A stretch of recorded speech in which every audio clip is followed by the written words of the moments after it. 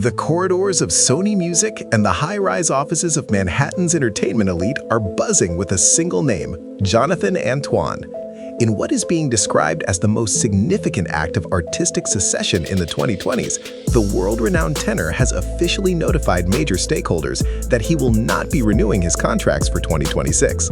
Instead, Antoine is taking the unprecedented step of launching his own multimedia label, a move that effectively severs his ties with the traditional major label machine that has guided his career since his teenage years.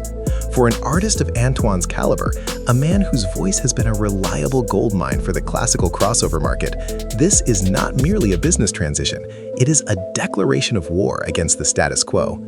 Our sources indicate that the decision was finalized during a tense series of legal reviews in late 2025, where Antoine signaled that he no longer wanted to be a line item on a corporate ledger. This 2026 pivot represents a fundamental desire for total autonomy, moving away from the restrictive royalty structures and creative compromises that often plague artists signed to global conglomerates. The industry is watching closely because Antoine isn't just leaving, he's taking his entire creative future and his massive global fan base with him to a platform he owns entirely. This move challenges the very necessity of the gatekeeper era, suggesting that in 2026, a superstar with a loyal following can become their own titan.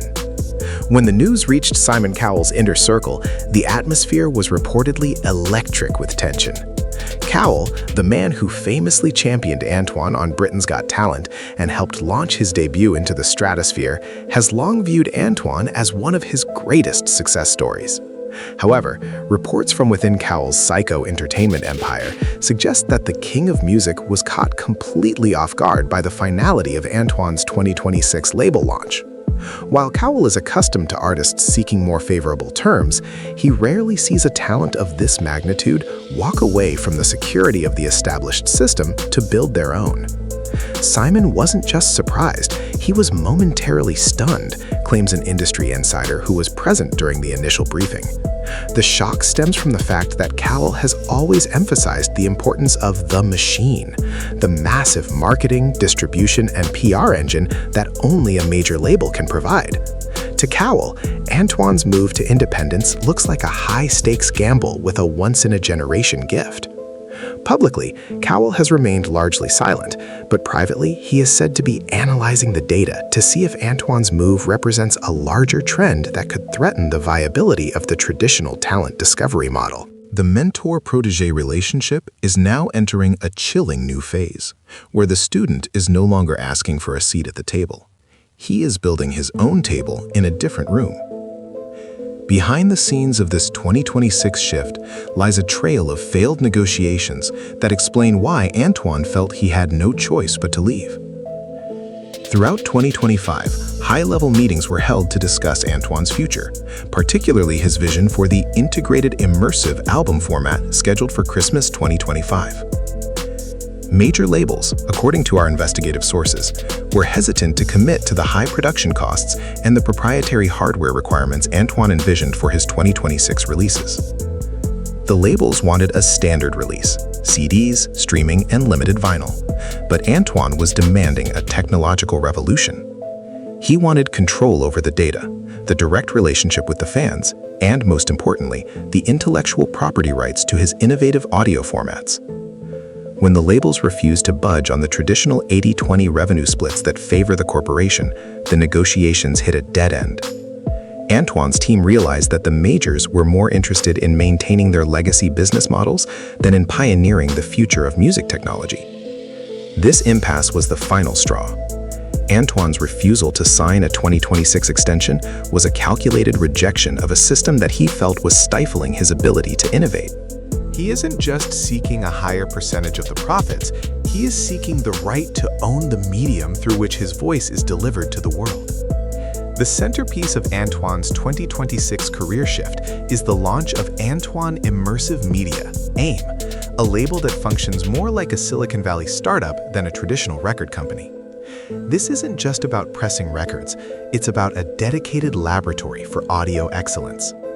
Based on exclusive leaks from the AIM roadmap, The label will focus on high-fidelity, zero-compression audio experiences that bypass the quality degradation of standard streaming services like Spotify or Apple Music. Antoine has reportedly been working with engineers to develop a 2026 delivery system that allows listeners to experience his voice in a 360-degree spatial environment, mimicking the exact acoustics of a cathedral or a grand opera house. By owning the label, Antoine can invest directly into this R&D without needing approval from a corporate CFO who might not understand the value of 3D spatial audio. AIM is expected to partner with high-end audio manufacturers to create bundled experiences where the music and the playback hardware are optimized for one another.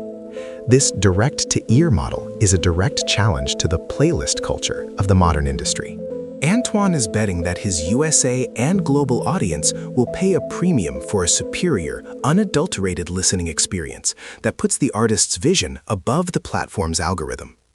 In a brief, rare comment to an associate that was subsequently leaked, Simon Cowell reportedly warned that Antoine's move sets a dangerous and potentially ruinous precedent for the industry. Cowell's concern isn't just about Antoine, it's about the fragmentation of the star system. Cowell's philosophy has always been built on reach, the idea that an artist needs the massive, coordinated push of a major label to remain relevant in a crowded marketplace. He fears that without a major label's boots on the ground in every global territory, Antoine might see his influence wane outside of his core fanbase. There is also the matter of the marketing war chest. A major label can spend millions on a single launch. An independent label, even one as well-funded as Antoine's, must be far more surgical. Cowell's warning reflects a traditionalist's fear that the vocal elite are becoming too insulated, moving away from the mass market appeal that made them stars in the first place. However, Antoine's camp views this warning as a defensive reaction from an industry titan who sees his grip on the market loosening. The danger Cowell speaks of is real, but it is a danger to the middleman, not necessarily to the artist or the fan. The financial stakes of Antoine's 2026 label launch are staggering.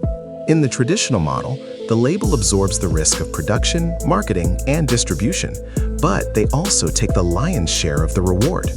By moving to AIM in 2026, Antoine is now personally responsible for the overhead. Every studio hour, every engineer's salary, and every marketing campaign in the USA and Europe will be paid for out of his own pocket or through his private investors. However, the potential for reward is exponentially higher. In an independent model, an artist can earn 5 to 10 times more per album sold than they would under a major contract. For a high net worth artist like Antoine, who has a high spending superfan base, the math starts to make sense very quickly. If he can sell 100,000 units of a premium immersive experience at $50 per unit, he retains the vast majority of that $5 million revenue, whereas a major label might leave him with less than $1 million after recoupable expenses. This is the creator economy at the highest level of the fine arts.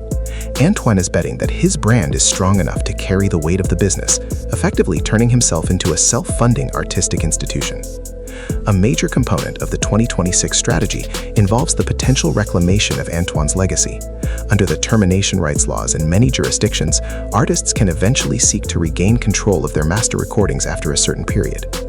While that process is long and legally arduous, launching AIM provides Antoine with the infrastructure to house his back catalog should he ever successfully negotiate its return or license its use. Reports suggest that Antoine is interested in remastering his early hits using his new 2026 immersive technology, offering fans a definitive version of the songs that made him famous. This would be a nightmare scenario for his former labels, as a new immersive version of his classic tracks could effectively cannibalize the sales of the original recordings they still own. This Taylor Swift-style approach to legacy management is a growing trend among savvy artists who realize that their master recordings are their most valuable long-term assets. By establishing AIM now, Antoine is preparing for a future where he is the sole curator of his entire life's work, ensuring that no corporate entity can ever vault his music or use it in a way that contradicts his artistic values.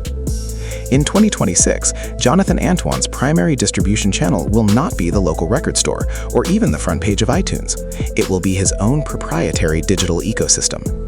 Our investigation reveals that AIM is developing a dedicated app and subscription platform that will serve as the exclusive home for his 2026 content. This direct-to-consumer, D2C model allows Antoine to capture valuable data on his fans, knowing exactly who they are, where they live, and what they listen to. Information that major labels traditionally keep for themselves. This data is the new oil of the music industry, allowing for highly targeted marketing and the ability to sell tickets and merchandise directly without paying a percentage to a third-party platform. For the USA market, where Antoine has a massive and tech-savvy following, this D2C approach is revolutionary. It creates a closed-loop economy where the fans support the artist directly, and in return, they receive a level of access and audio quality that is impossible to find on mass-market platforms. This is Antoine's answer to the devaluation of music in the streaming age. If the world thinks music should be free, Antoine will create something so exclusive and so high quality that his fans will prove the world wrong. The ripples from Antoine's 2026 decision are already being felt across the classical crossover genre. Other major stars in the field are reportedly watching Antoine's AIM launch with intense interest. If he succeeds, it could trigger a mass exodus of elite talent from the major labels. The classical crossover audience is unique. They are typically older, have higher disposable income, and value quality over convenience. This makes them the perfect demographic for an independent premium label model. Industry analysts suggest that we are seeing the beginning of the boutique label era, where genre-specific stars move away from the one-size-fits-all approach of the majors to create highly specialized brands. Antoine is the guinea pig for this new blueprint. If his 2026 revenue exceeds his previous label earnings, it will prove that the Cowell machine is no longer the only way to reach the top. This shift could lead to a more diverse and artistically vibrant industry, where success is measured by the depth of the fan connection rather than the breadth of a radio play. Antoine is not just building a label, he is potentially dismantling a monopoly. As we look toward 2026, the narrative of Jonathan Antoine and Simon Cowell has come full circle. The shy, 17-year-old boy who stood on a stage in London seeking the approval of the world's most powerful judge has become a man who no longer needs that approval. The 2026 label revolution is the ultimate sign of Antoine's maturity. He has learned the business from the best, and now he is using those lessons to build something even more ambitious. While Simon Cowell's reaction may be one of shock and professional concern, the reality is that he helped create the very force that is now challenging his dominance. Antoine's AIM label represents the future of music, independent, tech-forward, and artist-centric. Whether this gamble pays off or becomes a cautionary tale remains to be seen. But one thing is certain: Jonathan Antoine has taken his destiny into his own hands. The 2026 career shift isn't just a change in business, it's a change in the history of music, marking the moment when the voice of a generation finally found its own platform.